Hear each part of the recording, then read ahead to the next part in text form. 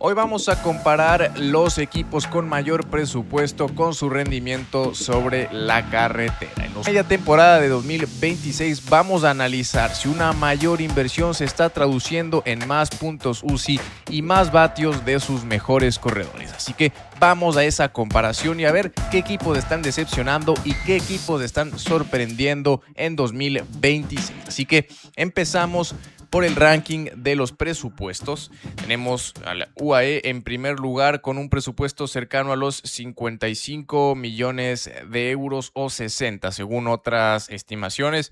Hay que decir que la media de un equipo en el World Tour está en torno a los 33 millones de euros anuales, ¿no? Y por supuesto, las cifras de los 5 o 6 mejores equipos del mundo distorsionan un poco esa cifra.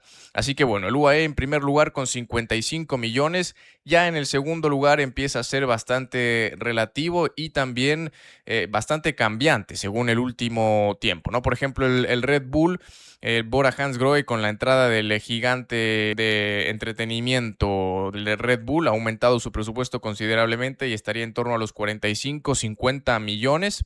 Luego tenemos al Ineos, al Net Company, que ya no es Ineos de Grenadiers, que también con la entrada de Net Company sigue manteniendo un presupuesto de los más altos, así que podríamos decir que este sería el podio de mayores billeteras en el circuito, con, bueno, igual entre 45 y 50 millones para el Net Company Ineos. Y luego tenemos ya otra categoría del Visma que ha caído un poco en presupuesto con 45 o un poco menos de presupuesto. Ya tenemos también ahí al Lidl Trek, que presumiblemente puede ir aumentando esa cifra de 40 millones. Luego vemos al Decathlon, que también con la entrada del CMA-CGM ha aumentado su presupuesto. Se creía hasta hace poco que tenía un presupuesto cercano a los 28-30 millones, pero con la entrada de la gigante de logística CMA-CGM, que también es de Francia, se cree que estaría en torno ya a los 40 millones de euros anuales, ¿no? Y luego tenemos ya equipos como el Astana, el Bahrein, el Soudal, el refundado NSN, que estarían en torno a los 30 millones. Así que vamos a ir haciendo esa comparativa ya con las cifras en mente y hay que ver ahora sí el ranking de PCS de los equipos con mayor puntaje en esta temporada, ¿no? Así que vemos, por supuesto, al UAE como el claro dominador de este ranking con 12.525 puntos y en este caso, en el primer lugar, no hay duda, una mayor billetera los ha llevado a dominar. Por supuesto que tener a Tadej Pogačar entre sus filas es una diferencia considerable y además de que tienen un equipo muy completo con corredores que este año se han destacado como Jonathan Narváez, que ganó 3 o 4 etapas en el Giro, estuvo muy bien, pero por supuesto que la mayor cantidad de puntos en el UAE se las lleva Tadej Pogačar. Así que vamos a visualizar al UAE. Y aquí están los top resultados del año para la escuadra emiratí, con victorias de Pogačar, la victoria de la general de Isaac del Toro en el Tour Aver Ronalp y las victorias en las clásicas de Pogačar de esta primavera. Como vemos, las top 10 victorias son básicamente Pogačar, del Toro, por ahí aparece Jay Vine. En cuanto a puntos UCI, seguimos en el ranking y nos vamos al Team Visma Lisa Bike, que también tiene que atribuir la mayor cantidad de sus puntos esta temporada a Jonas Vingegaard. Por supuesto que la general, el Giro de Italia, le atribuye al Visma la mayor cantidad de puntos y luego vemos algunas victorias destacadas como el triunfo épico de Wout van Aert en la París-Roubaix, el triunfo de Matteo Jorgenson en la Tirreno Adriático, el podio, perdón, y el podio de Van Aert en la Milano-San Remo. Seguimos con el Red Bull con 8.500 puntos, terceros en el ranking. Y aquí siempre viendo en Pro Cycling Stats, bueno, triunfos bastante variados. Los de Red Bull, el podio en la general de Jay Hindley, el triunfo de Remco Evenepoel en la Amstel, otro podio de Florian Lipowitz en el Tour de Romandie. Ya empezamos con una cantidad bastante diversa de triunfos, ¿no? Luke Tackwell, Daniel Felipe Martínez, Giulio Pellizzari, con podios importantes en carreras principales del circuito. Y hay que decir que Red Bull tiene una escuadra bastante completa este año y tiene nombres muy importantes. Remco Evenepoel, por supuesto, el mejor contrarrelojista del mundo, Florian Lipovitz, el tanque alemán que es muy bueno para las generales, Giulio Pellizzari, que decepcionó un poco en el Giro, pero que tiene mucho futuro.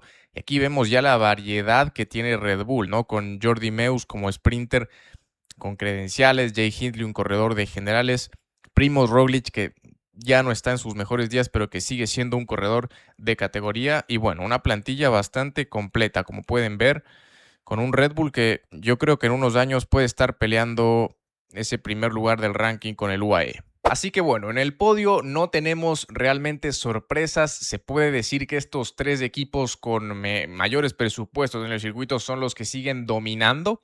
Y ahora sí, empezamos con varios casos interesantes. En cuarto lugar tenemos al Decathlon con 7,626 puntos.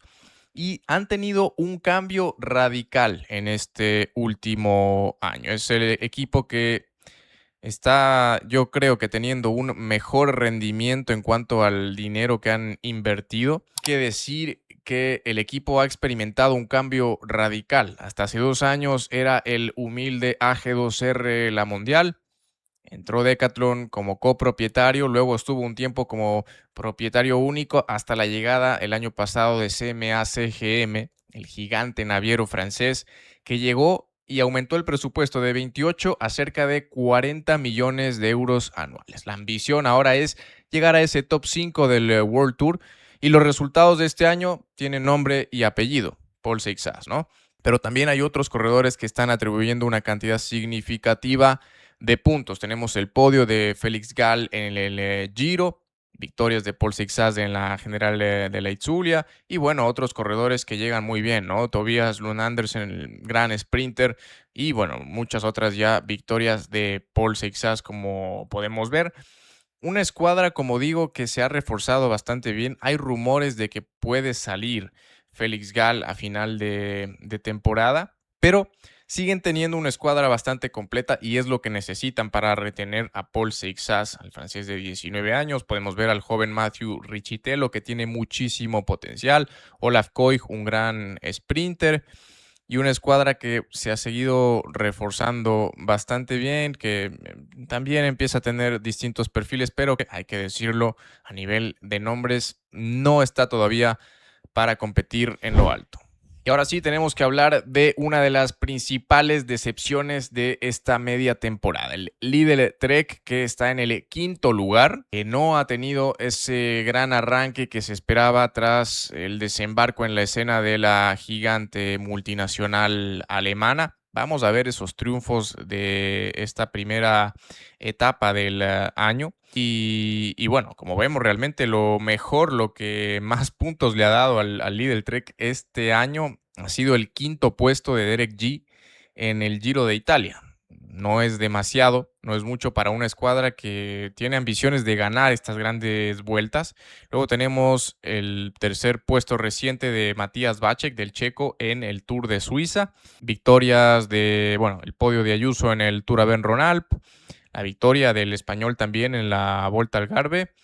Y bueno, luego victorias bastante variadas ya con 150 puntos o menos. Jakob Soderquist, Matías Esquelmose, un cuarto lugar de Mats Pedersen en la Milán-San Remo. No hay realmente victorias, ¿no? Son pocas victorias, ¿no? La victoria aquí de Ciccone en los puntos de la montaña, la victoria de Milan en el Giro. Y sí, claramente el Lidl Trek a nivel de nombres tiene muchísimo, tiene un presupuesto que se cree que ya supera los 40 millones y tiene que rendir más.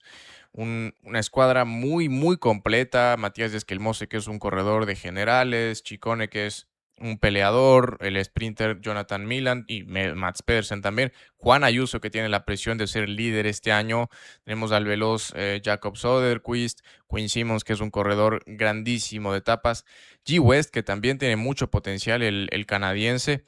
Y como vemos, a nivel de nombres, me parece una escuadra muy atractiva. Tienen corredores de diversos países. Matías Vacek también, que corre muy bien, que lo demostró pegándose ahí a la rueda de Pogačar en el Tour de Suiza. Y bueno, el caso de Lidl Trek ha dado mucho de qué hablar. La llegada de Lidl, como ya el mayor accionista de la compañía, ha cambiado muchísimo el staff. de la escuadra, muchos directores que están llegando de otras escuadras, el principal del Visma, que a partir del Tour de Francia llegará también. Y ahora sí nos vamos con el primer sorpresivo del año. Ya no tanto porque el 2025 hizo un gran rendimiento, pero estamos hablando del XDS Astana. La escuadra con billetera china que de la salvación milagrosa de contratar matemáticos para correr estratégicamente por los puntos está llevando a una temporada de mayor superación. Ya no corren por la supervivencia, sino por seguir superándose, seguir siendo una escuadra que gana. Sexto puesto en el ranking, 6,058 puntos para el XDS Astana. Como digo, la llegada del capital chino que ha ayudado muchísimo. Esta escuadra que estuvo a punto de descender, necesitaban recuperar 5,000 puntos UCI, lo lograron con creces para aguantar en ese trienio. Y como vemos, sí, el Astana con victorias pequeñas de 150 puntos o menos, pero en muchas carreras han logrado podios estratégicos y como vemos, ya carreras de menor nivel, entre comillas, la victoria de Tomás Silva en el Tour de Onen, en el Tour de Oman de Scaroni, ya son victorias bastante lejanas, no tanto en el circuito principal europeo. Harold Tejada en el UAE Tour con un cuarto lugar en la general, Champuzán igual con un quinto en la Itzul, es decir, se han enfocado como siempre, como el año pasado, victorias en carreras quizás de menor protagonismo y luego buenas posiciones en generales de carreras importantes.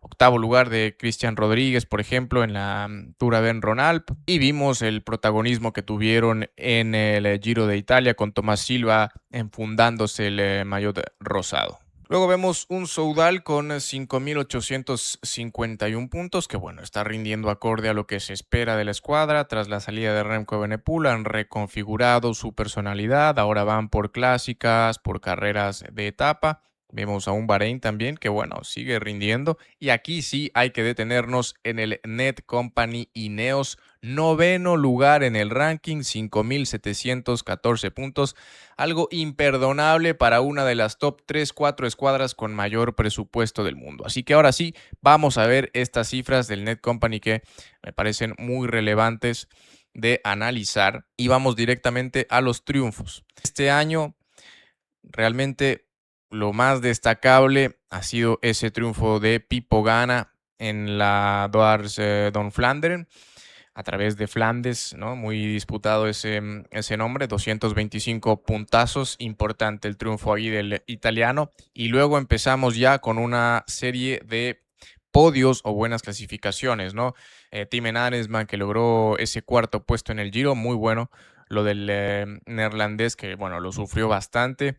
Décimo Egan Bernal también en la Corsa Rosa. Un cuarto lugar de Bocquelin en la París-Niza. Y así, ¿no? Cuarto lugar de Tobias Foss en el Tour de Suiza. Un triunfo por ahí de Artem Schmidt en la Clásica de Dunkerque.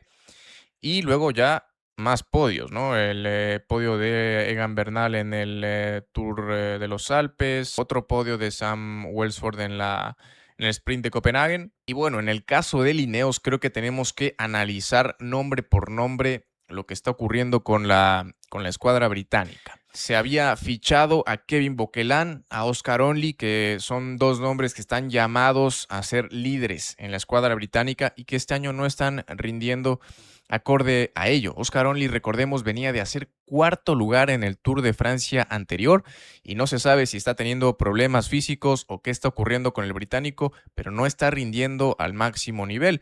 Lo mismo con Kevin Bocquelin, el francés que llegaba, bueno, como siendo la promesa para la escuadra británica y todavía no está ahí para pelear al máximo nivel. Así que vamos a ver qué pasa con estos dos corredores que serán la principal incógnita de Ineos, que a nivel de nombres tiene una escuadra también muy completa. Tienen a Pipo Gana, tienen a Tim Aresman, que son dos contrarrelojistas muy completos. Timen que también vimos en el Giro, corrió muy bien y llegó a ese cuarto en la general, estuvo peleando el podio.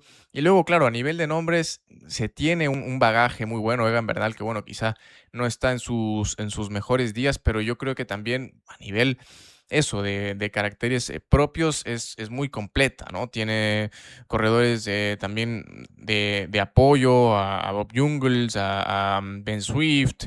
Hay corredores que, bueno, como gregario son de lujo. Ben Turner, Dorian Godón, es decir, es una escuadra muy completa que no está rindiendo. Y dando otro repaso a la tabla de presupuestos, vemos otros casos interesantes como el del IF, que es cercano a los 25-30 millones, no está rindiendo de lo mejor, puesto 16 en el ranking con 4.335 puntos. Se le ha hecho difícil la temporada, su mejor resultado, el reciente segundo lugar de Carapaz en el Tour de Suiza, y luego prácticamente poquísimas victorias. La victoria de etapa en el Giro de Michael Valgren, y luego buenas posiciones en carreras importantes. Ben Healy, por ahí, Alex Bodán. Bueno, lo del IF también empieza a preocupar. El año pasado lo hicieron muy bien. Tienen una escuadra, bueno, alternativa, podríamos decirlo, con nombres que quizá ya no están en su esplendor, como Richard Carapaz, o nombres con potencial, como Markel Beloki. Y un caso a analizar en el extremo opuesto de la tabla es el del Picnic Post-Enel, ¿no? Que a pesar de ser un equipo World Tour, no está rindiendo en este nuevo trienio y vemos que están en la posición 28 con este arranque de nuevo ciclo. Solamente un triunfo este año para la escuadra neerlandesa y como vemos la cantidad de puntos es muy escasa. Así que bueno, este es el ranking de presupuestos versus el rendimiento que están teniendo los equipos. Si te gustó este video, suscríbete y activa la campanita que me ayuda mucho.